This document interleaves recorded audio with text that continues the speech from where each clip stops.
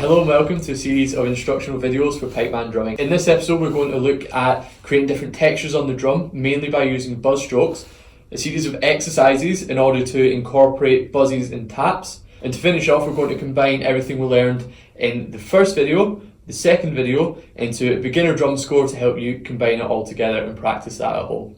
So to start off, we're going to look at how we can create different textures on the drum. So one way and one main way we can do this is by using buzz strokes. So instead now of aiming for a clear rebound with our stick, what we're going to do is push the stick more into the pad to create this kind of dead buzz stroke. So how I'm doing that, again, I'm using the fingers underneath my stick here.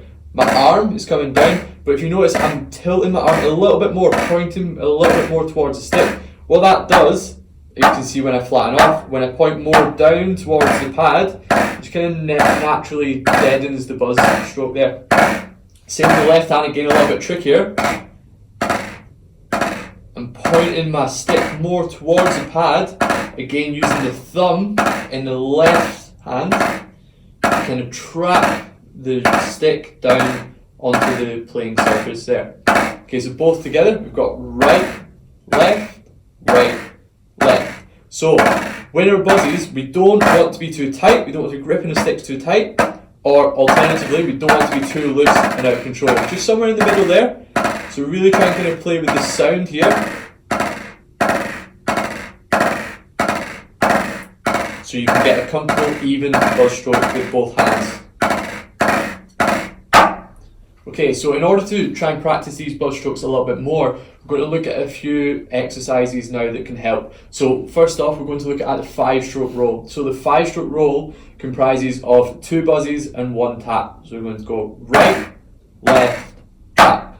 Buzz on the right, buzz on the left, right tap. So if you'll notice there, I'm pointing the sticks towards the pad when I'm doing my buzz, and then when I do my tap, I'm just kind of flattening off my right hand there, evening it off.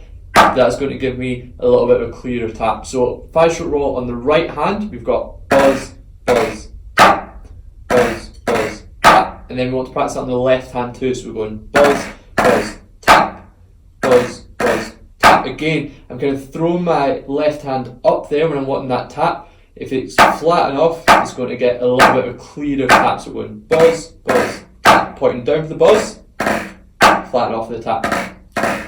When we're practicing this, we want to try and alternate the hands. So we want to do one in the right hand, one in the left hand. And this is our 5-stroke roll. Again, try and hit the pad in the middle and get all the strokes as even as possible. Buzz, buzz, buzz, buzz. So another exercise we can practice is a slightly longer roll called the 9-stroke roll. So this one is made up of 4 buzzes and 1 tap, all consecutive. So we're going buzz, buzz, buzz, buzz, tap on the right hand. So buzz, buzz, buzz, buzz, tap. On the left hand, buzz, buzz, buzz, buzz, tap. Again, noticing me pushing down into the pad. And then when I get to the tap at the end, I'm just lifting my hand up, nice clear tap. Same with the left. Buzz, buzz, buzz, buzz, tap. Again, when we're practicing this, we want to do one in the right hand, one in the left hand.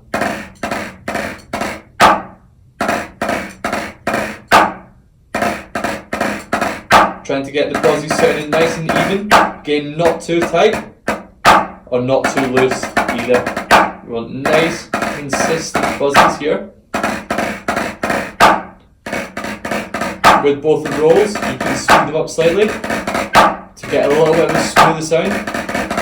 Buzz, buzz, buzz, buzz, tap. Buzz, buzz, buzz, buzz, tap. Notice when I'm speeding up, I'm keeping the sticks a little bit closer to the pad. Buzz, buzz, buzz, buzz, tap. Same with the 5-stroke roll a little bit faster. Buzz, buzz, tap. Buzz, buzz, tap. So to finish off, what we're going to do is take an exercise that you may be able to play along to a standard 4/4 mass band, something like Scott and the Brave, and incorporate everything we've learned so far. So we're going to take a few of the rudiments from the first video, a couple of the rolls from the second video, put them together into a bit of a 4/4 time signature exercise. So this exercise is going to consist of paradiddles from the first video, the 5-stroke roll and the 9-stroke roll from this video. So the first part of the exercise is going to be right, 5-stroke roll, 5-stroke roll. So alternate hands there. Right tap, right 5-stroke roll, left 5-stroke roll. So right, buzz, buzz, tap, buzz, buzz, tap.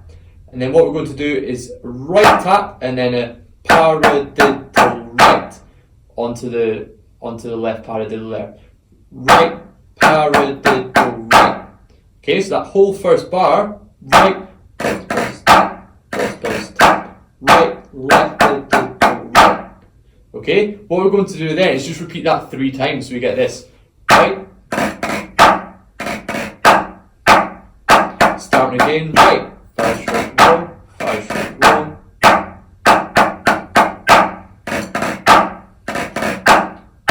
Paradiddle 1, buzz, buzz, buzz, buzz, tap. Finishing off in the 9-stroke roll there, the slightly longer one. That last bar again, right, buzz, buzz, buzz, buzz, tap. Okay, the whole line nice and slow.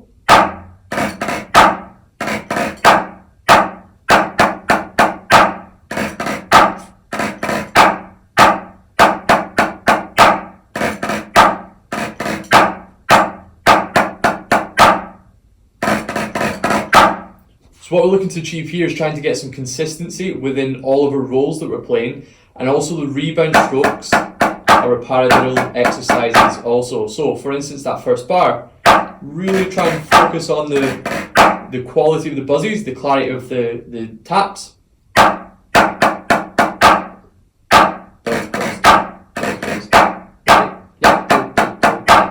So what I recommend doing here is going away, trying to practice the paradiddles on their own as an exercise, 5-stroke rolls on their own, and the 9-stroke rolls on their own as an exercise too. So basically, if you can practice all those rudiments individually, put them all together into this first basic drum score, that's pretty much how most drum scores are put together. Maybe a little bit harder rudiments, but the grassroots of things, if you can practice rudiments, put them all together, that's pretty much how drum scores are created.